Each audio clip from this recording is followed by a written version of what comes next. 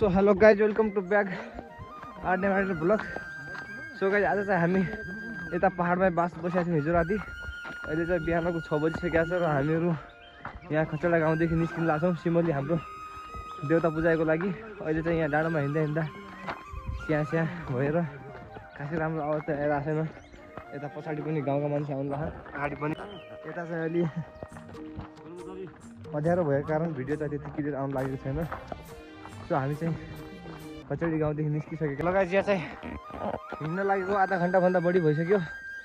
अलिअलि उज्यालो भएको छ। यहाँ सास यस्तो रोकिरहेको छ कि बोल्न सकिरहेको छैन डाँडोमा हिँड्दा हिँड्दा। यहाँ चाहिँ केटाहरू अगाडि छन् अनि धामी र पुजारी पछाडि छन्। यहाँ चाहिँ यस्तो बाटो छ, 50-60 जना छन्। हाम्रो सिमलीको पूजा एकदम, सिमली कलापतेश्वरको पूजा एकदम धुमधाम तरिकाले हुनेछ। लगायत यहाँ चाहिँ गाउँका मान्छे थाकिएर बसेका छन्। हामी चाहिँ हिँडै छौँ। यहाँ खतम अवस्था छ। यहाँ देख्न सक्छौँ, यहाँदेखि यस्तो बाटोमा जानुपर्ने अहिले यस्तो अवस्था छ। यहाँ चाहिँ उज्यालो क्लियर तरिकाले नभएको कारण क्वालिटी आइरहेको छैन। यहाँ माथि हाम्रा गाउँका मान्छे बसेका छन्, उतापट्टि चाहिँ घाम लागिसकेको छ। भिडियोलाई कन्टिन्यू राखिरहेको छु गाइज। लाइक, सेयर, कमेन्ट सबै चिज गरिदिनु होला। लगायत यहाँ चाहिँ एउटा गाड आएको छ बिचमा, केटाहरू यसरी पानी खाइराखेका छन्। पहाडको पानी कति मिठो हुन्छ त्यो त तीर्थलाई थाहा छ। एकदम मिठो छ गाइज यहाँ चाहिँ पानी। यस्तो यहाँ चाहिँ यस्तो गाड हुन्छ। चाहिँ हाम्रो कलापतेश्वर देउता पुज्न आएको बेला बस्ने गाउँले दाजुभाइहरूले सबैले मिलेर पैसा उठाएर बनाएको घर देख्न सक्नुहुन्छ। हाम्रा गाउँका कतिपय मानिसहरूले नदेखेको हुनसक्छ। यहाँको घर चाहिँ यस्तो छ, देख्न सक्नुहुन्छ। यो चाहिँ सबैले पैसा उठाएर एउटा सामाजिक रूपमा बनाएको यो हाम्रो घर। हामी उति टाढादेखि आउँछौँ दुःख कष्ट भोगेर अनि यहाँ बस्छौँ। अहिले चाहिँ ताला लगाएको छ। ताला चाबी चाहिँ सायद हाम्रो भ्रान्त दाइको उहाँ होला। यता यस्तो छ, यहाँ आगोसागो पकाएर अब आगोसागो ताप्ने, यताउता खानासाना पकाउने केही त्यस्तो हुनसक्छ। यता केटाहरू ढुङ्गामा मस्त बसिराखेका छन्। यहाँ चाहिँ यस्तो छ गाइज। लगायत यहाँ चाहिँ हाम्रो भ्रान्त दाइ पनि आइसकेका छन्। चाबी कहाँ छ त यहाँको? चाबी चाहिँ यहाँ छुटिसकेको छ। अब चाहिँ हामी यो हाम्रो गाउँले दाजुभाइहरूले श्रमदान सहयोग गरेर सामाजिक एउटा सार्वजनिक घर बनाएका हौँ हामी सिमलीको लागि। अब यहाँ चाहिँ चाबी ल्याउन बिर्सिहाल्यौँ। त्यसैले हजुर यो हाम्रो खरी भन्ने ठाउँमा हाम्रो पुर्खौली बसेको ठाउँ अगाडि हामीहरू चाहिँ यहाँ बसेको यो फोटो खिच्दैछौँ। हाम्रो बुबा बाजे पहिले आएर सिधै चाहिँ हाम्रो यता गाउँ भन्ने ठाउँमा बसेका हुन्। यही ठेकैमा 2 माउ 3 माउ चाहिँ हामी बसेको ठाउँ यो ठेकैमा तल्लो घर, 2 माउ हाम्रो मल्ला घर। यहीँबाट यो उल्लद्य ठेकैमा गएको जग्गा यो जग्गा लाग्यो भने बौली नाम यो यतातिर हाम्रो नोटिफिकेसन आएको। यहाँ चाहिँ भ्रान्तदाले सबै कुरा भनिसकेका छन्। अब मैले धेरै भन्न जरुरी छैन। त्यसैले अब यहाँदेखि अब हामी जान्छौँ। अब कति छ दाइ यहाँदेखि? हाम्रो आधा घन्टा बढी छ। हजुरको थानमा जाँदैछौँ। अब धेरै टाइम छैन। अब हामी निस्किन्छौँ यहाँदेखि। हिँडो केटा हो। लगायत अहिले चाहिँ हामी यहाँ एउटा गाड आएको छ। हामी नजिकैको गाडमा पुगिसकेका छौँ। यहाँ भरानी दाई पहिलो प्रथम व्यक्ति जो कि हामीलाई बाटो देखाइराखेका छन्।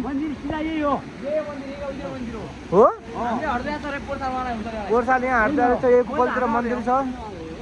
अब हामी जान लाग्छौँ। हेलो गाइस, हामी चाहिँ यहाँ गाडमा पुगेका छौँ। देख्न सक्नुहुन्छ यहाँ नुहाउनु पर्ने हो। एकदमै पानी भनेको बरफ हो, पानी हैन यो बरफ। गाइस यो हाम्रो पूजा गर्ने थान, फाइनली हामी हाम्रो पूजा गर्ने सिमलीको यो थान कलापतेश्वरको थानमा पुगिसकेका छौँ। यहाँ चाहिँ हाम्रो बाबुबाजेहरूले पुर्खाइदेखि पूजा गर्दै आएको थान। यहाँ चाहिँ शिला पूजा गर्ने उता छ।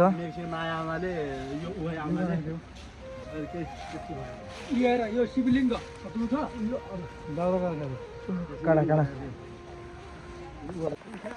लगाइस। अब यो -5 को जाडोमा अब हामी नुहाउन जान लाग्छौँ। -5 भन्दा पनि कम छ जस्तो छ यहाँ त। यहाँ चाहिँ आगो बाल्दा छ। यहाँ चाहिँ भ्रान्त दाइ अब के गर्दा छ? रेडी के ल रेडी हो सुरु गाइस कसरी हर्दिनु हो? भइसकेका छौँ। तर जाडो चाहिँ खासै भइरहेको छैन। अब गयो भने चाहिँ जाडो हुन्छ है। यहाँ लाचाडो छ पानीमा हामीले हात हालेर आइसकेका छौँ र हाम्रो नुहाउने ट्राई भइरहेको छ भन्ने आशा लागेर तँ त नै दुइसक्थ्यौ यार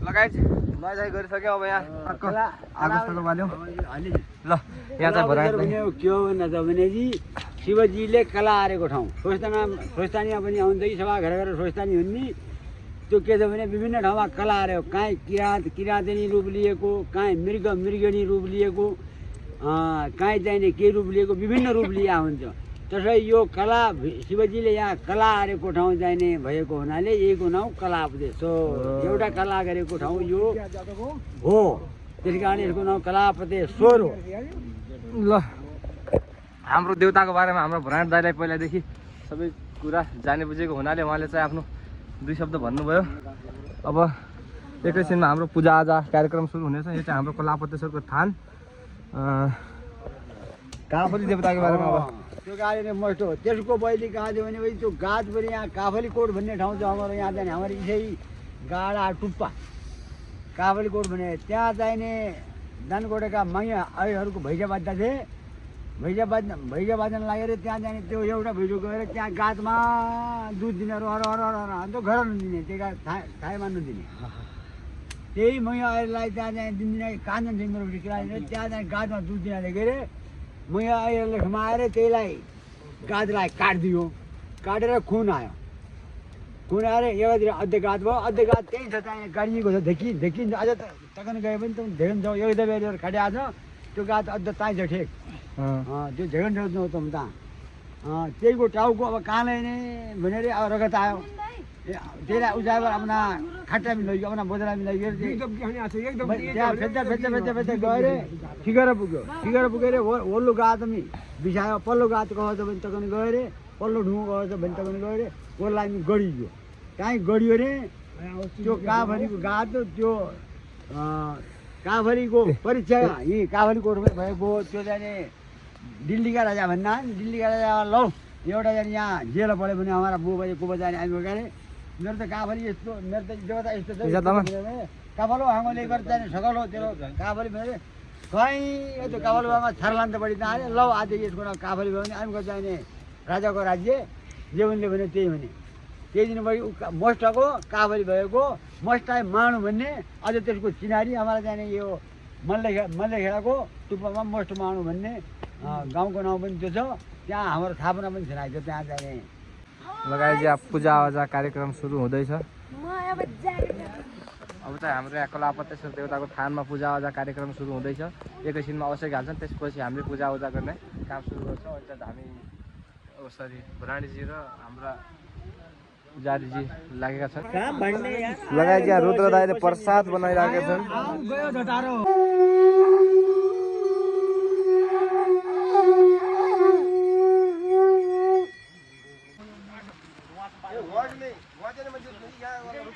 लगायत हाम्रो कलापतेश्वर देवताको पूजा पनि गरिसकियो अब चाहिँ हामीहरू घरतिर लागौँ भनेर निस्किसकेका छौँ कोही अगाडि छन् कोही पछाडि छन् लगायत आज चाहिँ पूजाआजा कार्यक्रम